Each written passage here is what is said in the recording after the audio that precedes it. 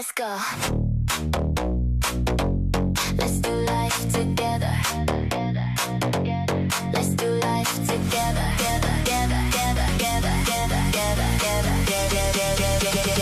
HerPod. Hello, beautiful people, and welcome back to this week's episode of HerPod. I am your host, Lexi McDonald, and we're just going to have to get a few things, I don't know, off my chest, cleared up. I don't know. I think we're going to need like a proper pep talk and like understanding and like putting it out there in this episode that I have had. Probably the hardest week I have ever had in my whole life. It's been so shit. So much has happened. Like in my family, like there's been funerals, there's been like loss of shit. Like we're packing up my childhood house at the moment and moving. So by the time you listen to this, we'll be gone, which is so scary and sad. And the removalist people are coming in. Like, it's all, as someone said to me, they're like, when it rains, it pours. And that is so what's happening at the moment. I've been sick for about 4 weeks. Honestly, okay, we're going to get the sooking out of the way to start with, and then I'm not sooking again. I'm going to make that very clear. But I felt like I should address my voice because there's sometimes my voice sounds normal and sometimes it doesn't. But I've been sick. This is the 4th week of being really sick. I've been not able to record podcast audio. Anyway, it's been a thing. I've got a rash. I've got so much shit going on, but it is so fine. We're here and I'm so excited to be talking to you. I've missed you. There's so much to talk about. There's so much that's gone on, but we just had to address the elephant in the room, which was just my vibe.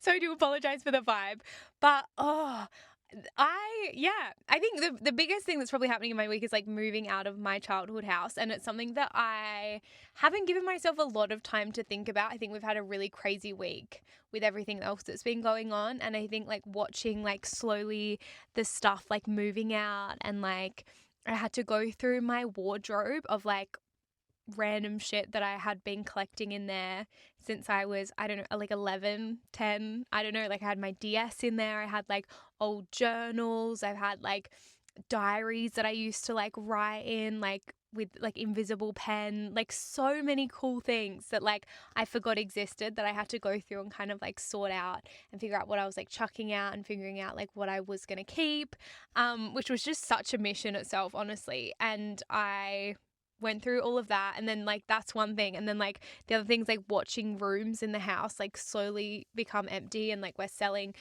lots of stuff, so like all of the spare room beds and stuff have been sold, and like I don't know, it's just weird. It's like such a weird feeling, and I'm like someone that just hates goodbyes, and I hate like endings of things. Like I don't know why I find it so hard to like let things go or say goodbye to things. Like I will cry saying goodbye to someone that I genuinely don't care if I see them again or not, but like the thought of like not seeing them again makes me so sad, even though I'm like, it's gonna be fine, like this isn't an issue at all.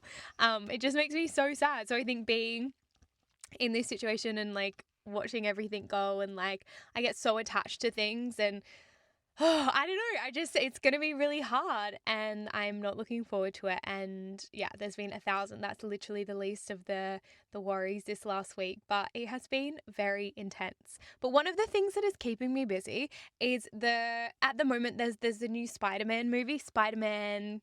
I'm not a Marvel girl. I wish I was someone that like got into, is it even Marvel?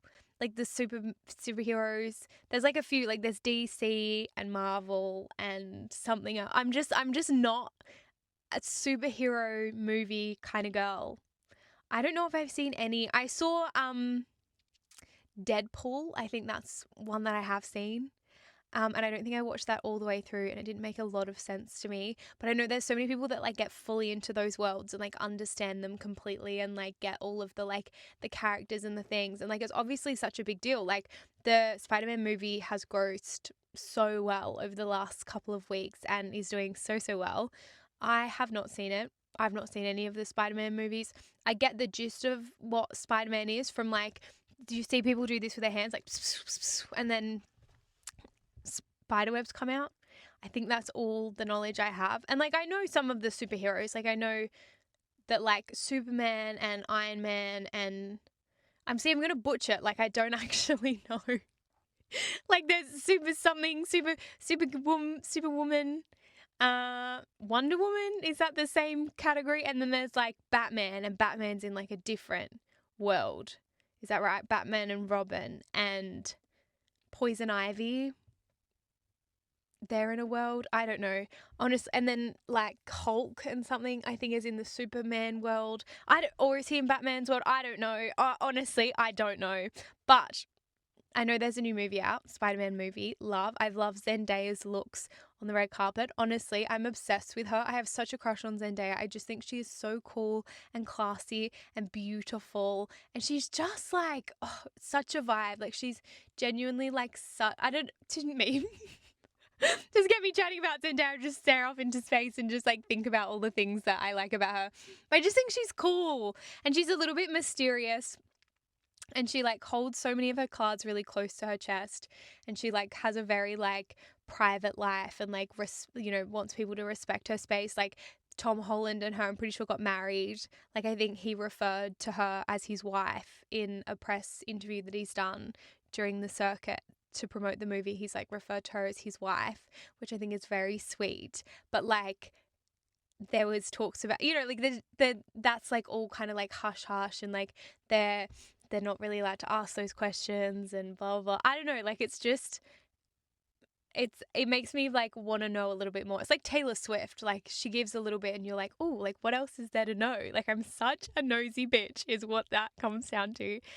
And I think it's been really fun on the press tour, like seeing her in interactions with Tom Holland and like just seeing their vibe. I don't know. I just love seeing people happy, and I love seeing people like, I don't know, like love is so sweet. And like when you're kind of hiding it and there's like this weird, like we're co-stars in this movie, and like we're like going through the press tour like we are co-stars and like we're work colleagues, but like we're actually secretly married, and like they know a little bit about that and they know we're together, but they don't know like the extent. Like I just think that's so fun, and just like watching that dynamic of like them together and being like cute, and you can tell they have like little inside jokes, and you can tell that they know and care really deeply about each other. But like I don't know, it's just fun. I've honestly watched pretty much every interview that they have been in together, and I have enjoyed every moment of it. I think I do that a lot, to be fair. I don't know if anyone else does this. Like watch if like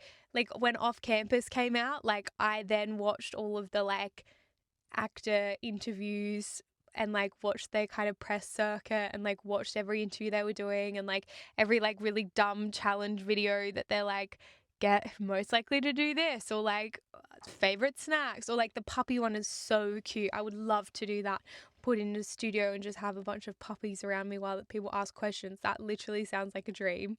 But like just all of those little press videos, and I'm like, I don't know, does that make me like it's like a proper fan? Like I love a YouTube video and they always pop up, and I'm like, yeah, actually I do want to know what they think about this, or like I don't know. I do very much enjoy a press junket video. Maybe I'm crazy for that, honestly. I can feel myself fading. I'm being so unwell and like trying to hold energy to talk to you guys because I just miss you guys so much and there's so much to say. I'm like watching myself in the camera being like, oh gosh, she's already faded 8 minutes in. This isn't going to go well. But I'm so excited to talk with you. Let's be very personal real for a second. I had my first vaginal swab on last week because I've been so unwell, and then they're doing all these tests because I have all these like I've got broken out in like a rash, and I've got all these, anyway, there's so many things that are happening. And yeah, I was really, really brave. I was really nervous. It's just, I hate the doctors. Like I am someone that gets so stressed out, and also it being in the room, it was like a pathology room, like where you do all your tests. And like, I'm deadly scared of getting my blood taken and getting like a needle put in. I don't know, like I can't even say it without like I hate getting my blood taken, and I know it's really important for like your health and to test your levels and stuff, blah, blah, blah. Anyway, I'm so not brave. So that kind of being in the same area is like, anyway, so it's the same kind of vibe. I hate that stuff. It's so important to do, and I hope this motivates you that if you are also scared that you can actually do it and be brave, because I had to be brave and I actually did it and it was fine. But yeah. Just a random little throw in there, honestly. But I feel like that's such a big part about like growing up and being an adult is like you have to take yourself to the doctors and you have to sit there in the waiting room by yourself and no one's there to hold your hand or tell you it's going to be okay. And then you have to go in and then explain to some random person all of the symptoms that you're having. And that's embarrassing. And I don't like that. And then they like do your blood pressure and check your ears and like I lift my shirt up and they can see the rashes all over my chest. And then, like, it's like, what? Being a grown up sucks. And then you have to be really brave. And then she tells you all this information that, like, I don't, like, what am I going to do with this information? I don't know. I'm not responsible enough to handle this information. I don't know what any of these medical terms mean or, like, what this entails or, like, how this, like, I don't know. So I'm not responsible enough for that. I'm still kind of stressing out that I've lifted my shirt up and you saw all my marks on my chest from all my little like rash everywhere. Like I've got so many marks on my, anyway. And then you get sent to this other room and then they prod around with you more and then they just take stuff from you and then send it away and then you get a result. Anyway, it's all very intense and confronting and I don't like being a grown up. I much prefer being a kid and sorry, I'm like listening to this statement. I'm like, I don't know if that's actually true because I was the kid that would constantly be like, I want to grow up. I want to grow up. I want to be taken seriously. I want to be taken seriously. And then I guess when I've gotten older, I'm like, like there was so many points, especially in my teenage years that I was like, Mum, you cannot tell me what to, like, I am a grown up now. Like I'm literally a fully functioning human. I do not need your input. I do not need any of your advice because I have my life sorted and that's just how it's going to be because this is how I'm going to do it. I'm going to do it. And then you get to a point where then you kind of get given all of that freedom and given all of that choice and you're like, where's my mum? I can't go to the doctors without her. Why are they allowing me to go to the dentist without having mum there to hold my hand? Why am I allowed to make these choices? Who's left me in charge? Where is my supervisor? I've been left unsupervised. Like, it's just that how quickly the tables turn is wild and how quickly I'm like gone from being like this teenager that was like, stop, don't tell me what to do. And to be fair, I do have a lot of that still in me. I do have a lot of the like, don't tell me what to do. This is how I'm going to do it. I'm going to do it. And this is the way I'm going to do it. I still have a little bit of that spark in me. Mum said the other day there was something that we were talking about and I was saying like, oh, if you like, what's your opinion on this? And Mum's like, it doesn't matter what I think because you're just going to do whatever the fuck you want to do anyway. And I'm like, yeah, that is so true. I'm glad we're on the same page about that. But yeah, I just think I was always a very strong-willed teenager and I was always like, no, I can do it by myself. And I guess I have a little bit of that in me, a lot of that in me still. I think a lot of that comes down to being single for such a long time by myself as well. I think if you don't know, I got into a relationship when I was in my teens and I was in my like in like a proper serious like small town relationship where you kind of like talk about getting married and like settling down and we were going to buy a house and I was like 19 and we like had an offer in on a house and we like were doing the thing and looking at like rings and stuff and like did the whole like young person dating thing. And then when that didn't work out, I have spent so long on my own and like figuring out what I want and like it's just been the coolest thing ever. How did we get onto this? But like honestly being able to kind of like do life for yourself, that was something I was really scared of. I think being in that last relationship, I was like, I can't be by myself. Like I can't like there's this the idea of like being single and being by myself was so scary and like I would rather have stayed in a situation that like wasn't making me happy and was honestly really shit because I was like, well, the alternative of that is being by myself and I don't want to be by myself. Like how scary is that thought and feeling? And like that's like was the like worst case scenario was that like I ended up just by myself. But like fuck, that's not scary at all, is it? That's actually that's like the best thing ever. I love being single. I love being by myself and I love this independence and I think that being able to go through a breakup and like learning those skills have been so beneficial and I think maybe too beneficial. I feel like I've become very like hyper independent. I think there was a TikTok about those. That was weird. There's a TikTok that I saw about like hyper independence, where it's like you become independent and you just become quite self-sufficient, and then there's like, and then you use that, and then the extra layer of that is you use that as like a protection, and you use that because then you only rely on yourself, and you become so aware that like people can hurt you, and that like you can keep your guard up, because if you don't, like things happen, and you can just do it by yourself because you know that it will be done, and blah, blah, blah. And then you can kind of go down that cycle. And I think I very much then kind of went the extreme. I think that there was a point that like I needed to, like I was quite in a codependent relationship, and then I kind of pushed through that, and I was like, yay, this is like, I can be me. And that's really fucking hard. And that was a really steep learning curve. And then you kind of like keep pushing, and then you're like, okay, I can do it on my own, and I'm the only person I can trust, and blah, blah, blah. And then you kind of get further and further down the line. And I think something that I've been learning as I've been like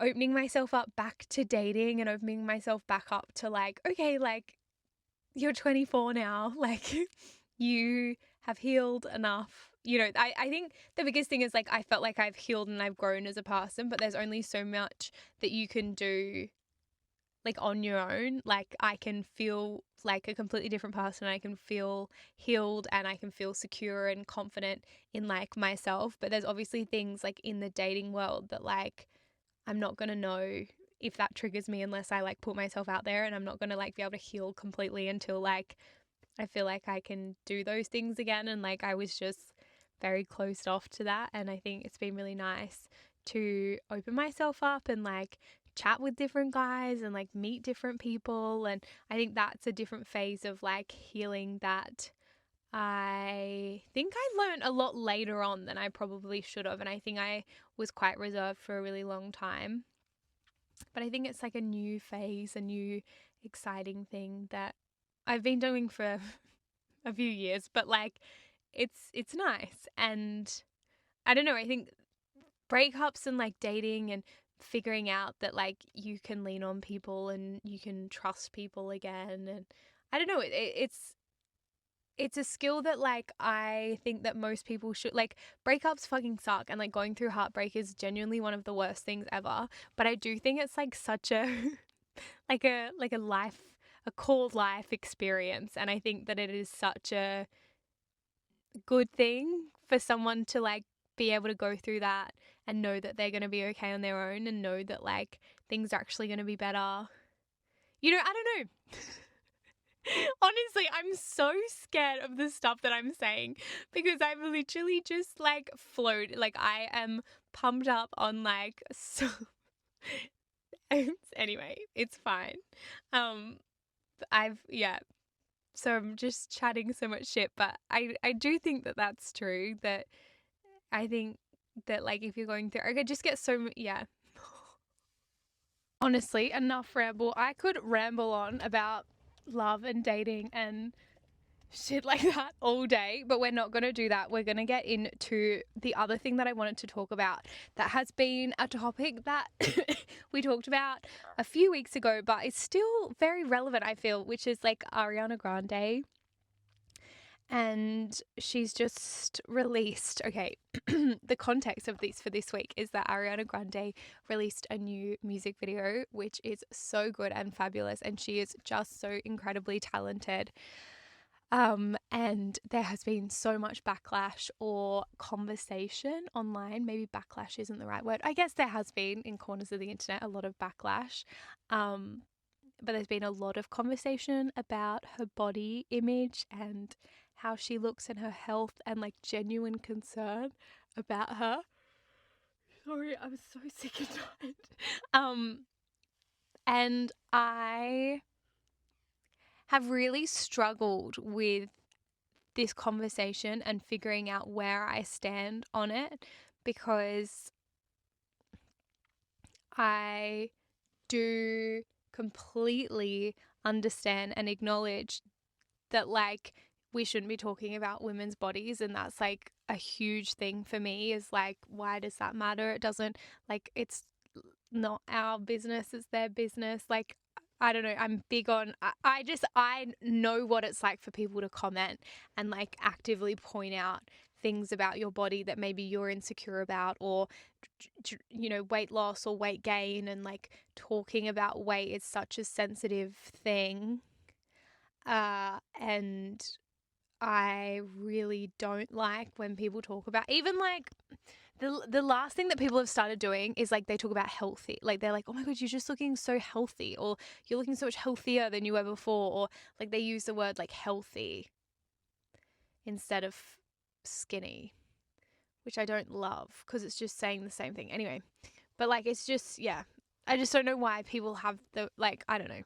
Unless, my biggest stance on this is unless you know why on how that person's lost the weight and that they're doing it in a healthy way and they are actively talking about it and want people's input on it, don't mention it, right? Like that's huge. Unless you know that they want that compliment, don't give it to them, because you could just be enabling a really unhealthy behavior and telling them that they should keep doing the unhealthy things that they're doing. And I don't think that that's right and fair. So just like not commenting on people's bodies is really important, and I stand with that, and like that's really important to me. And then like Ariana Grande, like I don't know, those things all still stand in my head. But then like the conflicting thing is like genuine health concerns and like the damage that highlights to people, that like young girls that are watching such an incredibly talented, beautiful woman's, I don't know, and they shouldn't be focused on her body, they should be focused on her talent and stuff. But like it is quite confronting, and yeah, I hope she's okay. And it's, I don't know, I feel that there is almost a level of responsibility as someone in the public eye to, I don't know, this topic's so hard because it's like, it's her body and her life and it's none of our business to comment on it. But I think that is amplified, and I don't know, when you are that famous and that much in the public eye and you have that many young eyes on you that idolize you and look up to you and want to do everything that you're doing, like when they see someone looking like that, it is scary, and is that her responsibility? Is it the parents' responsibility? Is it a societal issue? Like, there's no blame on, and I don't know. I'm not saying that there needs to be like Ariana's not to blame for this, or that all the parents aren't to blame, or it's just like how do we initiate this conversation and what's the right thing to do and say? Because it scares me that there's teenage girls watching that music video and being like, oh, maybe I won't have dinner, like, because it's not health. And I'm hoping that they're looking at it the other way and going, oh my goodness, like I really hope Ariana's okay and she gets the help she needs, because that body isn't healthy.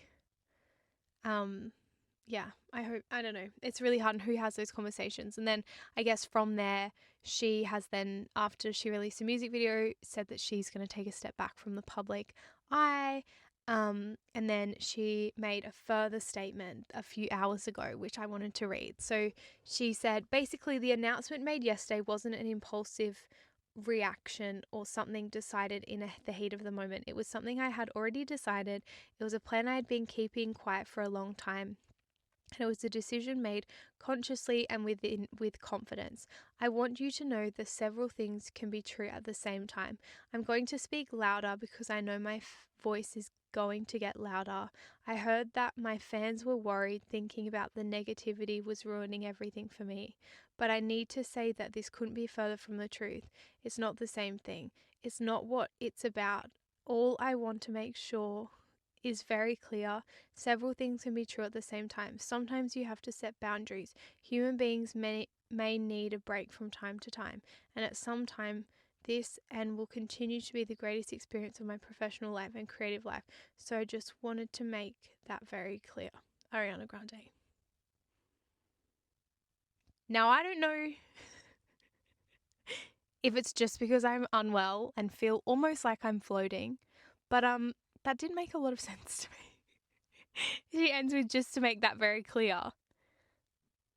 Anyway, I don't really understand. But I think that's just me. Honestly, this is why podcast recordings have been so hard to get up, because I've just literally felt like I'm floating. I'm like, did that make sense? Because that didn't make sense in my head. I think it does make sense. I think that the biggest thing is that she's saying that, like, it didn't just come out of nowhere. It's not just like this all of a sudden, like, negative opinions of her music video that are then making her completely step away from the spotlight. There's so much more at play here, and this is like a very conscious decision that she's been making over a long period of time, which I completely get, respect, and understand. And she has been really busy, like the Wicked, like, she's done so much. She's done so much, bless her. Been in movie, like, there's been so much that's happened in her world that, like, I completely get why she would want to have like a conscious break and consciously step away for a bit, as so many of them do. We've got our friend Harry Styles. He did the same thing. He was away for how long? 2 years, 3 years, and then he's popped back. So, like, I think it's important and healthy for people to get away from such a wild, what would you even call it, like hamster wheel. But the biggest thing is I just hope she's okay, and I hope that she finds the help and the health that she needs. But guys, honestly, Let's do life together. Let's do life together.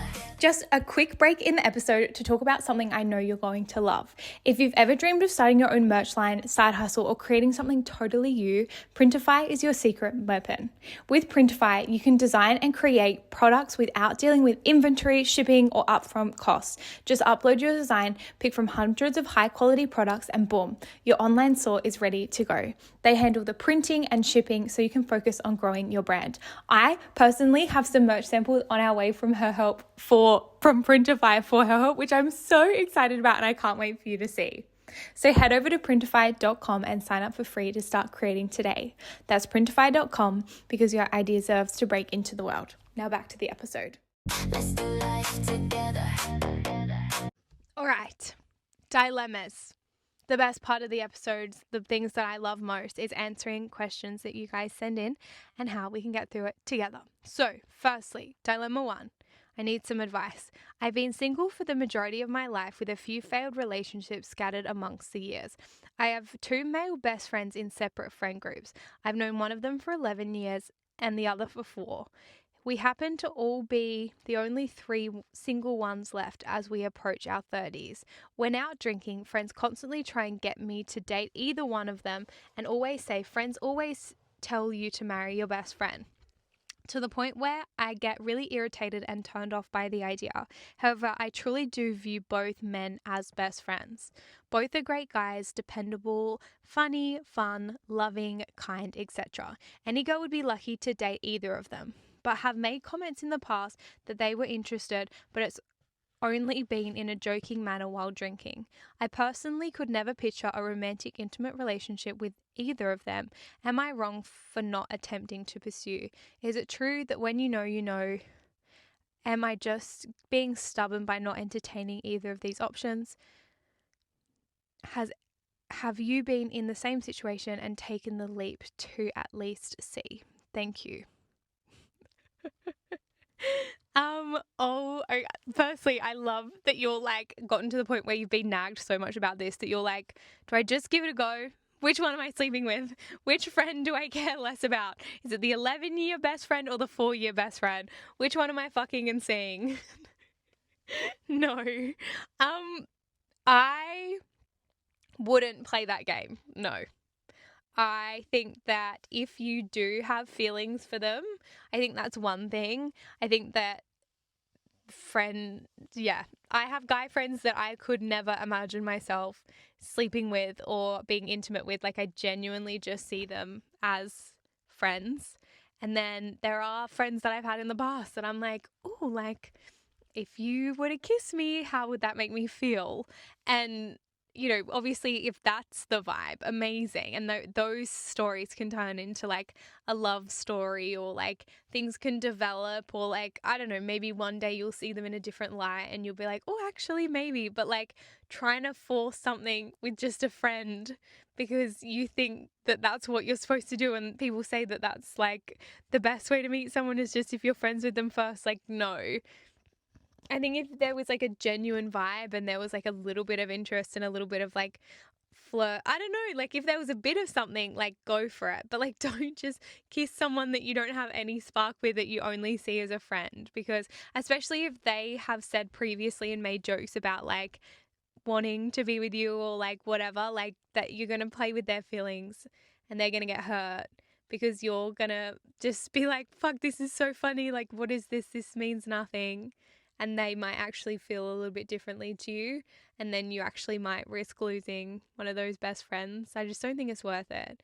I think if it works out and you end up marrying a best friend, that's so fun. And I do think that like if you can be in a relationship with someone that you're friends with first, I think that's so good, because you can kind of get to know them in different situations that aren't just like so intense or involved. You kind of get to see them for who they are. And I think that that's a really important thing in a relationship. But yeah, I don't think you don't just go, okay, well, if this is, I'm just going to kiss my best friend that I have no romantic interest with, if that's not the vibe either, because it's just not going to end well. I hope that helps. Let's do life together. Am I the asshole? Here's the story. A friend of mine turned a big milestone age, and I planned this big all-day experience with a bunch of their friends. I spent a considerable amount of my time and money on this all-day event. I've spent more than I would have on my own or even my spouse's birthday. All in attendance were matching colours, which I purchased. Now I am being told by others that the birthday friend is upset I didn't get them a gift. I am also told the friend is saying I'm so weird because I said no to some of their friends who I didn't know spending the night at my house after the all-day event. Am I the asshole for not buying a gift on top of everything else I've done? No. No, move on. No, you know you're not the asshole. Honestly, people that like are real, like one of my biggest love languages is gift giving, right? Like I love a gift give. I love a gift give. I love giving gifts. I love a thoughtful present. I love like taking the time out of my day to think about like what is something like tangible that someone can have that they're going to really appreciate. I love a gift. I know there's some people that are like, I'm not superficial, I'm not materialistic. Like gifts is like not important to me. I love a gift. Like a thoughtful, sweet, like gift, I think is very sweet because you know someone goes out of their way or like does the thing. So I love a gift, right? I'm a gift advocate. Love a present. The same time, you planning that whole fucking day for them is the present. Like that's the gift. That you've got everyone matching outfits, gift. That you've spent money to set things up, gift. Like, oh, I love a gift. But I'm not one of those people that is like, if you don't give me a gift for my birthday, I'm not going to be sad at you. Like, I don't know. Like, there's some people that like really, like are really gift people. And I'm just not one of them. So like maybe I'm not the person to talk to. But I'm like, I love a gift. I love a thoughtful gift. I love a present. Don't get me wrong. It's one of my best love languages. But like, if you don't get me a gift, like that doesn't mean anything. Like, I don't know. It's not, I don't know. No, obviously you're not the asshole, but like, it's just a bit intense, isn't it? Let's do life together. All right, dilemma 2. I need advice on getting a dog with my boyfriend. We've been together for about 3 years now and we don't live together. I'm over at his place often. He's allergic to animals, so we need a doodle or some sort. There have been a few options for me to get a doodle and have turned them down due to him not thinking it was curly enough or it not being good timing. I feel ready for a dog and I feel ready for a dog and have been for about a year now. Do you think that being together for a few years now, that it should be a joint decision, or if I really want one, I should just do it for myself? Either way, I would be the one taking care of it. I just have mixed feelings about it all. I see I see his side and he's worried about his allergies, but I think it would still happen with any doodle. Let me know.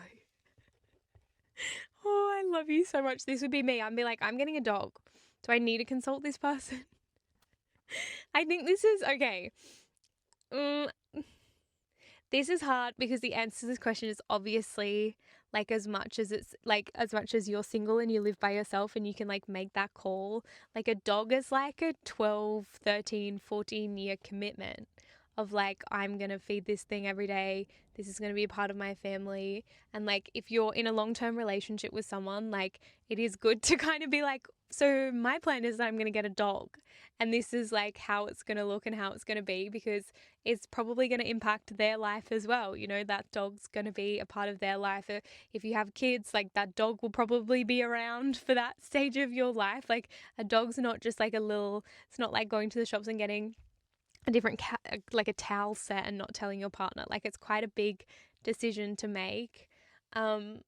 Like obviously you can go and get a fucking dog. Like if that's like, you're like, can I just go and do it? Like, yes, you can just go and do it. But I feel that could cause some big problems. I think like it is important to like have that as a joint decision between the two of you. If he is the person that you want a future with and someone that you want to have in your life for a really long time, I think it is important that you guys are on the same page about that, because it is a massive commitment. And ultimately, like if you end up living together and having kids and doing all those things, like that dog is still going to be there. And as much as you love it, like it would be really shit if you got a dog and he was allergic to it and he couldn't be in the house. Do you know what I mean? Like, it's probably not ideal. So as much as like, yes, you're a grown up and you can make the decisions for yourself, if you are in a long-term relationship and there is a decision like this that needs to be made that's like a very long-term commitment, I think it is important that you guys are both on the same page. Otherwise, I can see that causing a lot of arguments and stress and just like, it's not worth it. Do life together. All right, and the last dilemma we have. I know I can't be the only one that struggles with this, but does anyone else have a really hard time comparing themselves to their siblings? My younger sister is way more successful than me, and my family always talks about her success, and it is very mentally exhausting for me. I love my sister and am so proud of her and think she deserves to be celebrated, but it's really tough when her accomplishments are always the point of a conversation in my family and my achievements are never celebrated the same way. At this point, my family gatherings, we can't go more than 30 minutes without someone bringing up her success. To be fair, I don't really have nearly as many accomplishments as she does to celebrate, but even when I do, I feel like it's not treated the same. I'm trying so hard not to compare myself to others, but it is really hard when I'm surrounded by it like this and when the person I'm comparing myself to is someone in my immediate family. Does anyone have any advice on how to get out of this headspace? Should I bring it up with my family? I've tried therapy, but it didn't really do much. Any advice, Lex, is appreciated. This is hard. And I think sibling relationships and like family dynamics is so tricky. And I compare myself to my siblings and like even how my parents speak about my siblings versus me constantly. I don't know, like I'm obsessed as I get this. I think I don't know how. I have like a big family of like aunties and uncles and cousins and stuff, and I'm just trying to think back to like what gets said and what gets celebrated and how I just think it's so out of your control. Like, have you seen that like circle of control? Why is that the only thing that's popping into my head is like that chart where it's like, here's like what you can control and here's like what you can't control. And like, you just have to like, if it's in your circle of control, like stress about it. And if it's not, you've just got to let it go. And like, as much as that's so hard. And honestly, I get this to my core. Like there is so many things that like, even like things that I'll do, right? Like to be like, my family's very lovely and supportive, but like there'll be things that I do that I'm like, this is a really big deal. And then my brother or someone in the family will do something that day that's like not the same level, and then that gets celebrated. I'm like, come on guys, like this is so cool. Like when I got Forbes 30 under 30, like that was a massive deal. And they didn't really get that. I don't know, it's just hard. It's really hard, and it must be so frustrating, and that it keeps happening, that like you're like, oh. I think the biggest thing is like you can't change what your family and your extended family is saying about your sibling. I just would like, oh, it's so hard. I just think that like you just have to be confident in your ability, that you're like, okay, like this person, you know, my sister, like, yeah, she's really cool. Like the things she does is amazing. Like, don't get me wrong, I want her to be celebrated for those things because they're really amazing. But like know that the things that you're doing are also amazing, and it's all about what other people value. Like I think a lot of the time, like the things that people like hold really high and like celebrate really loudly are the things that they often value as well. And so there's been so many situations where like my parents valued what my brother was doing more, if it was uni wins or like things like that, like pushing him up, because it was like, wow, that's really cool. And it's like, oh, but like I've done cool things today, you know, like I've done cool things today too, but like they're not, I don't know. It's so hard. Sibling relationships is so hard and complex.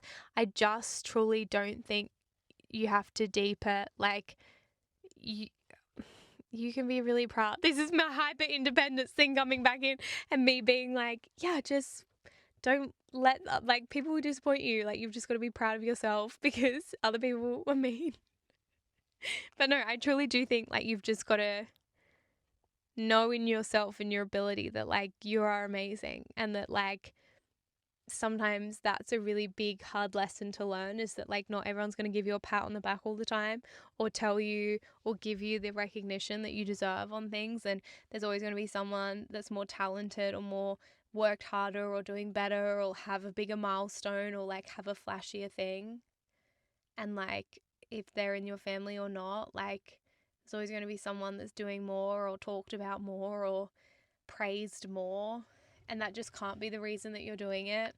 Like whatever it is that you're pushing towards and whatever it is that you're succeeding in, like you can't be doing it for the validation of your family or for someone to pat you on the back. Like you have to have a deeper reason to be doing those things. And if you don't, maybe that means that you're not doing something that you want to actually be doing. You're doing something to make them proud. Because if you were genuinely like succeeding and happy and like not being shouted out, I think you'd be okay. I don't know. Let's do life together. Oh, guys, honestly, I love you so much. I am going to go have a nap now. This is the most like energy intensive thing that I've done all week. I'm not myself. I'm so sorry. There's so many parts of this podcast that I've just like kind of been like, what am I even saying? I'm just yapping on. I'm sure you feel the exact same way. But I promise that I'll be back next week with hopefully more energy and more to say. But I just love you so much. Thank you for being here. I'm so excited for the next little parts of our podcast journey and what we do next and all the fun things that we have coming up. But yeah, I love you guys so, so much.